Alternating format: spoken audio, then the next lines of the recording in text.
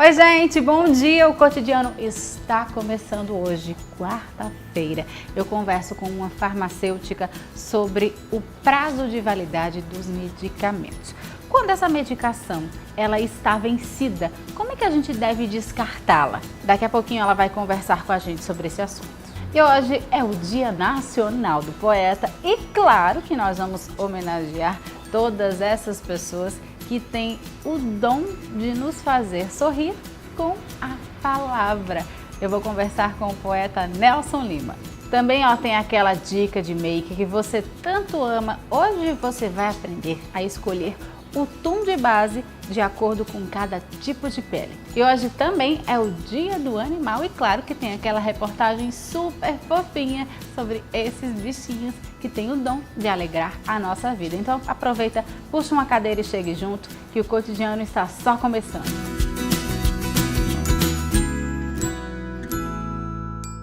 A gente começa o Cotidiano de hoje falando sobre medicamentos. É uma dúvida que todo mundo tem. Como é que a gente deve descartá-los? Se a gente tomar o medicamento após o prazo de validade, será que a gente vai morrer? Isso é uma dúvida que todo mundo tem, não é verdade? Eu estou aqui com Ana Catarina Simonetti, ela que é farmacêutica e vai conversar com a gente sobre esse assunto. Bom dia, querida. Olá, bom dia. Seja bem-vinda ao Cotidiano. Eu que agradeço. Eu acho que a principal dúvida das pessoas que estão assistindo a gente é se a gente tomar um medicamento que passou da validade, a gente morre? O que acontece com a gente? Bom, é bastante perigoso, né? Na verdade, nós farmacêuticos costumamos dizer que a diferença entre um medicamento e um veneno é a dose. Tá vendo? Né? Então, é necessário sim a gente ter essa cautela. Para isso, o ideal é que a gente sempre procure, né, um prescritor ideal, né, para que possa fazer o uso correto desse medicamento. E eu chamo a atenção, não apenas a dose é importante, mas também o seu acondicionamento correto, né?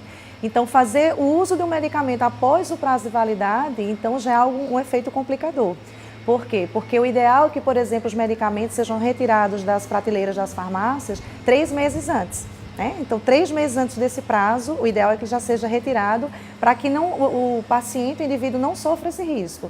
E a gente em casa, vamos supor, com esse medicamento e fazer o uso logo após esse prazo, realmente o risco de toxicidade é alto e, infelizmente, óbito sim. Lógico que vai depender também da dose do caso. Isso. E do medicamento também. E do medicamento, né? também. Ana, me fala uma coisa. A gente tem mania de ter uma farmácia em casa. Muita gente coloca numa caixinha e coloca no banheiro. Isso. Tem gente que coloca lá na despensa. Enfim. Essa farmácia é bacana se ter em casa? Bom, como é que a gente deve guardar e onde a gente deve guardar esses medicamentos? Bom, bem lembrado esse tema, né? Todo mundo quer ter uma farmacinha em casa, né? Lógico que a gente tem, né, tem essa necessidade, mas a questão é o local. Então, 2 locais proibidos, banheiro e cozinha, né? Porque são 2 ambientes que eles sofrem mudanças de temperaturas constantes. No caso do banheiro, se a gente tem o uso, por exemplo, do chuveiro elétrico, então constantemente vai se ter uma temperatura mais aquecida e depois não. Que oscila, né? Exatamente. E na cozinha da mesma forma, né? Porque é um ambiente que está sob constantes variações de temperatura. Então esses 2 locais não podem. Então a gente tem que procurar um local que ele seja arejado, que ele seja isento de luz, né? Radiação solar não pode acontecer, assim como também de calor e umidade.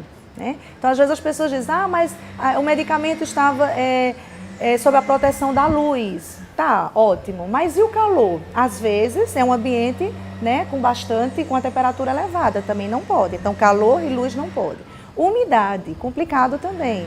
Então, principalmente nessa mudança de temperatura constante, né, que a gente está vivenciando, a gente não pode colocar um medicamento, por exemplo, encostado à parede. Né? O ideal é que seja sempre fora. Por quê? Porque a parede, na verdade, com umidade, ela vai promover a colonização de fungos, por exemplo. Então, se o medicamento estiver encostado, consequentemente vai passar para ele também. Né?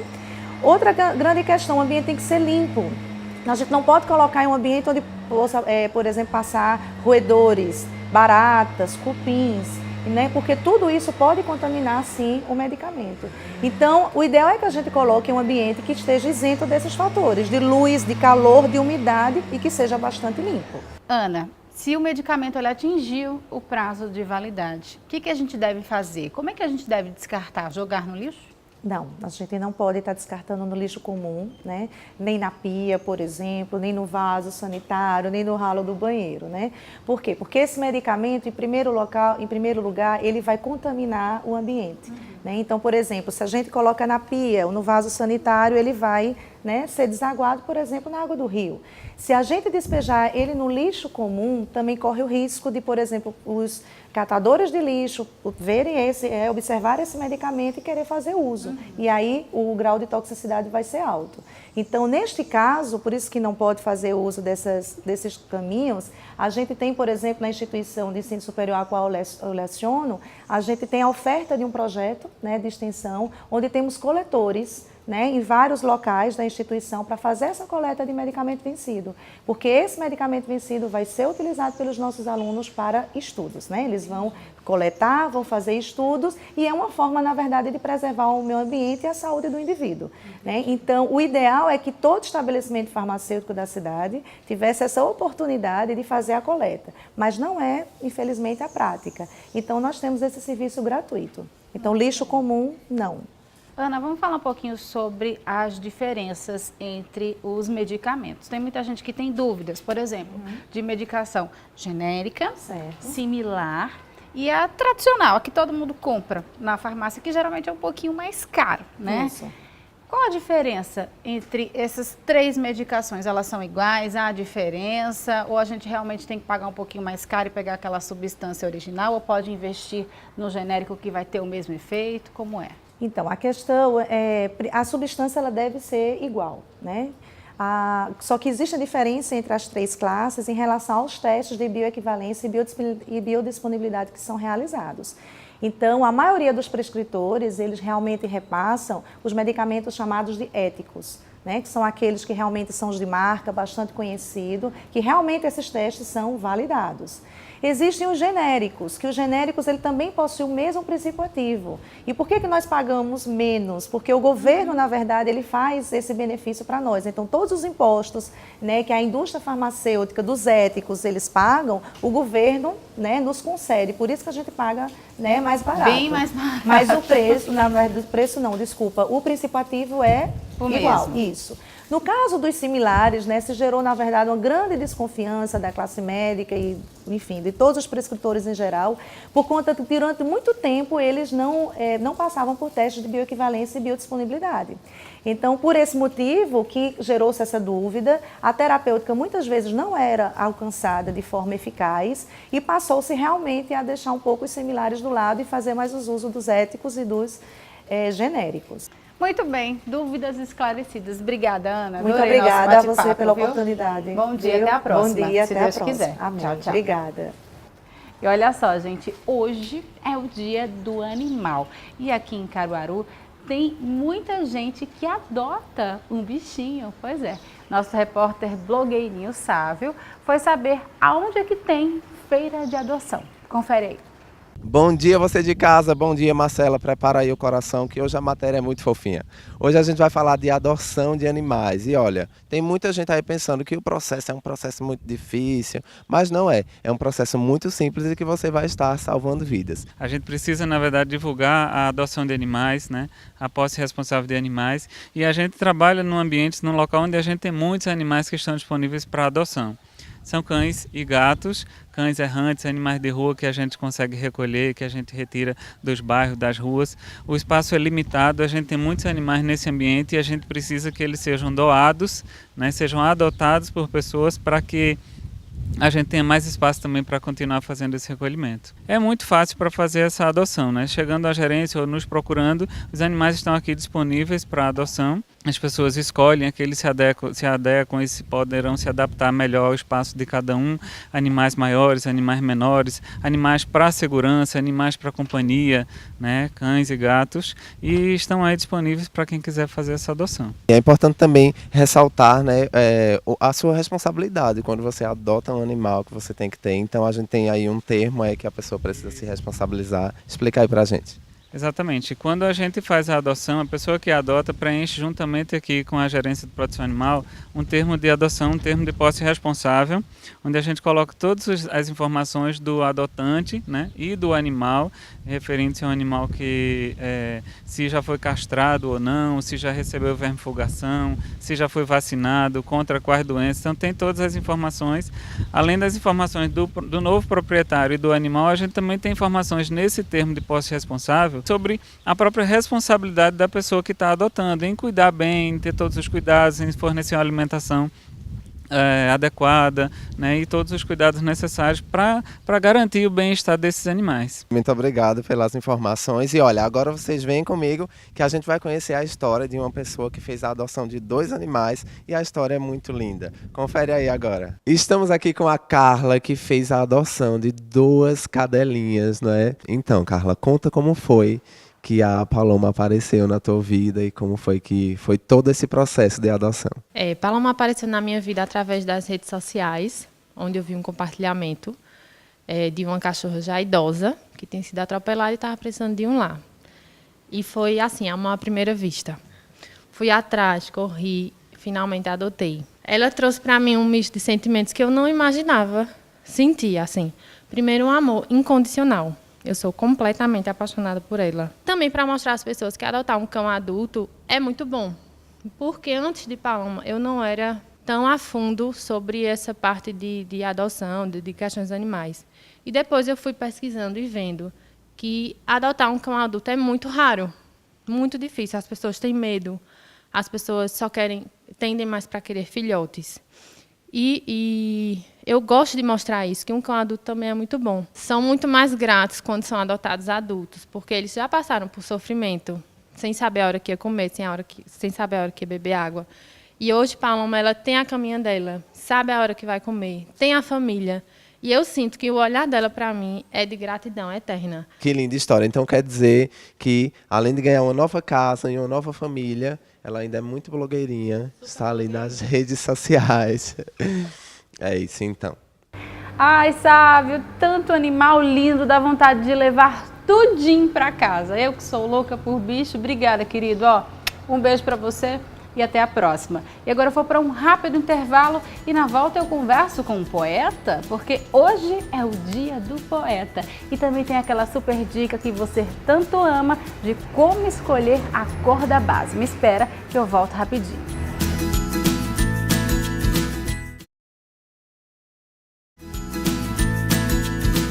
Estamos de volta com o cotidiano e olha só, gente, hoje é o dia do poeta. E claro que em homenagem a esse dia, eu estou recebendo ele que é poeta e cordelista, Nelson Lima. Seja muito bem-vindo ao cotidiano, querido. Ok, um bom dia para todos vocês. Muito bem, vamos começar falando um pouquinho sobre poesia, na verdade recitando uma poesia, antes da gente bater um papo sobre a tua carreira, por favor. Então vamos aproveitar que uma das festas fortes de Caruaru é o São João, que passou agora há pouco, né? E eu tenho 3 estrofes que falam assim. Seu Antônio abre a festa com um ato casamenteiro. Segue-se um estrondo, é o tiro do bacamarteiro. Cada dia é uma atração, cantam Nildes e Azulão, é assim o mês inteiro. Vai chegando o seu João, da festa o protagonista, dizem ser primo de Jesus, o famoso João Batista. Caruaru é só festejo e o que eu mais vejo é surgir um novo artista. Seu Pedro é o último, só aparece no final, é um estraga-festa, só chega para encerrar. O turista saudoso sai todo fogoso, mas já pensando em voltar. Eita, que coisa boa começar a entrevista assim, pra cima. Muito bem, Nelson, fiquei feliz. E eu quero saber, claro, como é que tudo começou? Como é que você se descobriu poeta e cordelista? Olha, vocês sabem que a escola, né, seja ela particular ou municipal ou estadual, ela tem uma base boa na nossa formação. Então, por volta dos 14 para os 15 anos, na escola, eu fui direcionado e fui me descobrindo essa aptidão de fazer poesia. Embora na família também a gente já teve algumas poetas e poetisas, mas só aos 14 anos para 15 é que eu me descobri na possibilidade de fazer poesia e escolhi o cordel por conta de morar em Caruaru e estar sempre o tempo todo na feira com a minha mãe e vendo aqueles cantadores e declamadores. e isso me influenciou para o cordel. Afinal, faz parte da nossa cultura. Isso. E hoje você é integrante da Academia Caruaruense de Literatura de Cordel. Olha só que chique. É verdade. Em 2010, na verdade eu sou o segundo presidente da academia. O primeiro foi o Erno Cavalcante, em 2010, 2011 eu assumi e hoje eu estou como primeiro secretário e completamos agora em maio 12 anos de atuação aqui em Caruaru. Quando você vai escrever, tem alguma inspiração? Você pega elementos da nossa cultura? Tem histórias de pessoas próximas a você que viram poesia, que viram cordel? Como é que você faz? São várias as situações que nos vem a ideia, né, e o pensamento de começar uma poesia. Você sabe que o cordel é muito ligado a notícias, né? Antigamente o cordel era um elemento de notícia. De informar a população. De informação. Mas hoje em dia ele é muito mais do que isso. É também, mas hoje em dia a pessoa está no canto, ouve uma frase de alguém, acha interessante, já anota para depois trabalhar essa frase em casa. Isso pode ser na rua, pode ser na praça, pode ser em casa, pode ser em qualquer canto. Qualquer coisa que nos desperte a atenção de uma boa frase, de uma boa situação, a gente já anota e vai trabalhando e tenta compor uma história de poética de cordel. Se eu soltar uma palavrinha, dessa palavrinha dá para se fazer uma poesia, um cordel, ou é difícil? Dá. Para mim seria difícil, porque você sabe que no cordel tem o cordelista de bancada, que é aquele que pega a palavra, pega a situação, aí tem que sentar, pensar um pouco e não há tempo para pensar.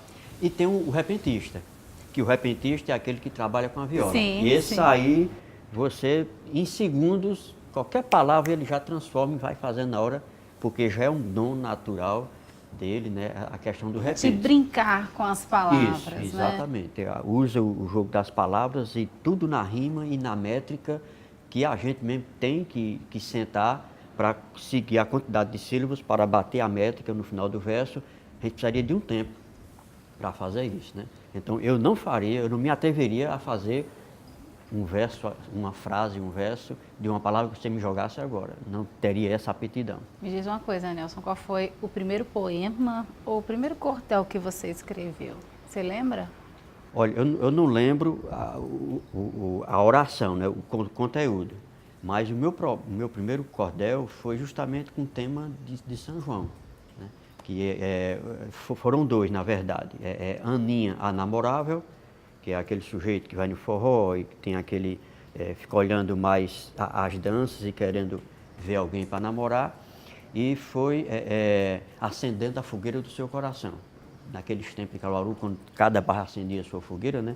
Aí eu fiz acendendo a fogueira do seu coração pela sua cidade, pela sua cultura. E quem fez a xilogravura desses cordéis foi o mestre Dila, né? Aqui de Caruaru, que é o papa da xilogravura, papa mundial da xilogravura, é o nosso Dila. Muito bem, no Dia do Poeta eu conversei com esse cara sensacional, Nelson Lima, que com certeza vai encerrar essa entrevista recitando uma poesia ou um cordel, fica à vontade. Ok, eu aproveito também para enfatizar o poder de síntese que tem o cordel, que é o tipo de poesia que escreve pouco e fala muito. Por exemplo, o poeta Abdias Campos fala sobre a manga. Cheia de carboidrato, ela produz energia. Para doenças pulmonares, fruta de grande valia. Além de ser saborosa, a manga é fibrosa para uma vida sadia. Sobre o maracujá, para insônia e histerismo, ele pode lhe ajudar. Até para neurastenia, o nosso maracujá, com suas propriedades, tem penetrabilidades para dos nervos cuidar. Tá vendo? Arrasou. Muito bem, querida. Adorei nosso bate-papo. Sucesso pra você. Viva sempre. Valeu. Bom dia. Até a próxima, se Deus quiser. Tchau, tchau. Tchau. Bom, chegou a hora daquela dica de make que você tanto ama. Hoje você vai aprender a escolher o tom de base ideal para cada tipo de pele. Confere aí. Bom dia, Marcela Calado. Bom dia, telespectadores. Vamos dar dicas de como você escolher o tom certo de sua base para sua maquiagem. Quando vamos escolher o tom certo da base, temos que levar em consideração que muitas vezes o tom do pescoço e do resto não é proporcional com a cor da pele do rosto, porque muitas vezes preocupamos mais em proteger a pele do rosto com protetor solar, com qualquer outro tipo de cosmético, e muitas vezes eles ficam com um tom mais claro do que o corpo. Então, quando vamos escolher o tom da base, nós temos que escolher nesta transição entre o pescoço e o rosto, para que assim, quando nós utilizamos a base, ela fique com um tom proporcional, que não fique com muita diferença. Então, vou aqui fazer uma demonstração, só para ter uma noção de como é que fica. Quando você aplica, você tem que ver se ao aplicar essa base, nessa transição, ela vai ficar com a cor mais aproximada entre uma parte e outra. Se essa cor ela não se misturar com o tom da sua pele, ela não vai ser o tom ideal. Como pode ver aqui, esse tom ficou completamente diferente, não uniu entre uma parte e outra. Testando outra, aqui já podemos ver que a cor ela já consegue se unir entre uma parte e outra. A cor, quando ela une entre a parte do pescoço e o maxilar, juntando para o rosto, essa sim você pode dizer que é a cor ideal para a sua base. Fazendo esse teste e você conferindo que a cor da base ela ficou proporcional entre esta área e esta, você pode ter certeza que aí essa vai ser a cor correta para você utilizar, sem que aconteça do seu rosto ficar com um tom diferenciado, mascarado, totalmente diferente do que realmente a sua cor é. Então, com relação a isso, você não tem que se preocupar e fique livre a usar sem medo algum quanto ao tom da base. Fazendo esse simples teste, você vai conseguir, com certeza, ter a sua escolha de maquiagem correta. Bom, Marcela, essas foram as dicas de hoje de como você escolher o seu tom de base correto. Espero que tenha facilitado a todos os telespectadores. Enfim, estamos aqui na loja I Love Makeup e foi um prazer apresentar aqui para vocês. Obrigada. Dicas importantíssimas, viu, gente? Porque se a gente errar no tom da base, acabou a make. Obrigada, querido, adorei. Um beijo pra você e até a próxima. E o Cotidiano vai ficando por aqui. Muito obrigada pelo carinho, muito obrigada pela audiência. Não esquece que amanhã às 11h05 eu tô de volta. Um beijo, fica com Deus. Tchau, tchau.